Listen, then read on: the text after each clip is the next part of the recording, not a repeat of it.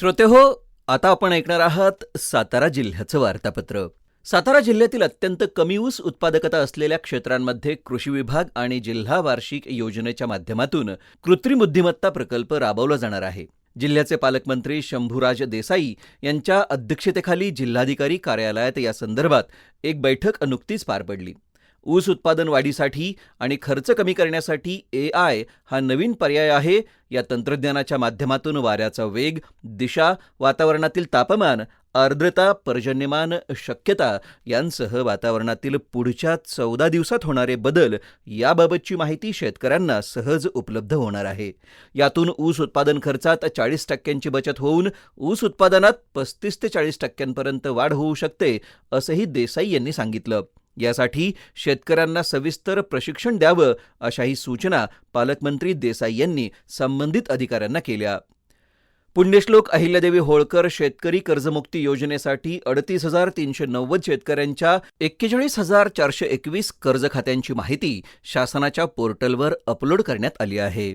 त्यामुळं आता पात्र शेतकऱ्यांची निवड होऊन संबंधित शेतकऱ्यांना शासनाच्या या कर्जमुक्ती योजनेचा लाभ मिळण्याचा मार्ग मोकळा झाला आहे. सातारा जिल्हा वार्षिक योजना 2026-27 अंतर्गत 702 कोटी रुपयांच्या आराखड्याला जिल्हा नियोजन समितीच्या सभेत नुकतीच मंजुरी देण्यात आली. यानुसार सर्व विभागांना जिल्हा वार्षिक योजनेतील प्रशासकीय कामांच्या मंजुरीचे प्रस्ताव 15 ऑगस्टपर्यंत सादर करण्याच्या सूचना करण्यात आल्या आहेत. या प्रस्तावांनुसार जिल्हाभरात करण्याच्या विविध विकास कामांची तांत्रिक प्रक्रिया पूर्ण करत सप्टेंबरनंतर सर्व कामांना सुरुवात करण्यात येणार आहे. दुग्ध व्यवसायाला चालना मिळावी यासाठी पशुसंवर्धन विभागाकडून राबवण्यात येणाऱ्या कृत्रिम रेतन योजनेला जिल्ह्यात चांगला प्रतिसाद मिळत आहे.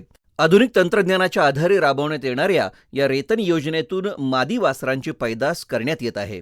यानुसार आतापर्यंत जिल्ह्यात 7,181 जनावरांवर कृत्रिम रेतन करण्यात आलं आहे. त्यातून मादी वासरांची पैदास झाली आहे. यामुळे शेतकऱ्यांना लाभ होत असून यासाठी सातारा जिल्हा परिषदेने 1 कोटी रुपयांचा निधी दिला आहे. 20% अनुदानावर फक्त 181 रुपयात हे कृत्रिम रेतन शेतकऱ्यांच्या पशुधनाला पुरवलं जात आहे.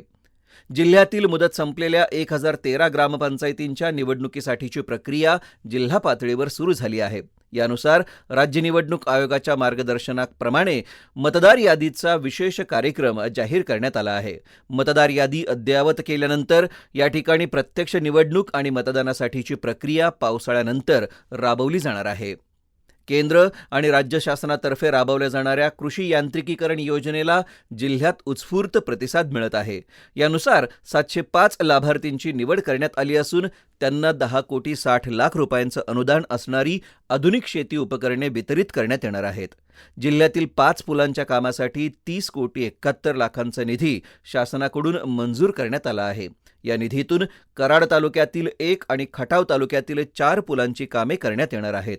जिल्ह्यात अजूनही 38 जुन्या पुलांच्या जागी नवीन पूल बांधणे आवश्यक असून त्यासाठी आवश्यक असणाऱ्या निधीसाठीचा पाठपुरावा शासनाकडे जिल्हा प्रशासनामार्फत सुरू आहे. पश्चिम घाटातील जैवविविधतेसाठी महत्त्वाचे ठरणारे संशोधन महाबळेश्वर तालुक्यातील वाडा कुंभरोशी परिसरात झालं आहे.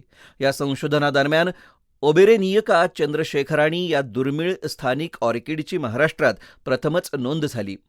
वनभ्रमंती दरम्यान वनसंशोधकांना ही वनस्पती आढळली. 1900 मध्ये या वनस्पतीची नोंद पहिल्यांदा आढळली होती. यानंतर तिचं अस्तित्व पुन्हा आढळलेलं नव्हतं. 125 वर्षांनंतर ती पुन्हा एकदा महाबळेश्वर परिसरातच आढळली आहे. तर श्रोतेहो, हे होतं सातारा जिल्ह्याचं वार्तापत्र. सातारा जिल्ह्यातील ज्येष्ठ पत्रकार गिरीश चव्हाण यांनी पाठवलेली माहिती आपण ऐकलीत. वाचन केलं होतं प्रशांत जाधव यांनी. हा कार्यक्रम आकाशवाणी पुणे केंद्राच्या प्रादेशिक वृत्त विभागानं सादर केला.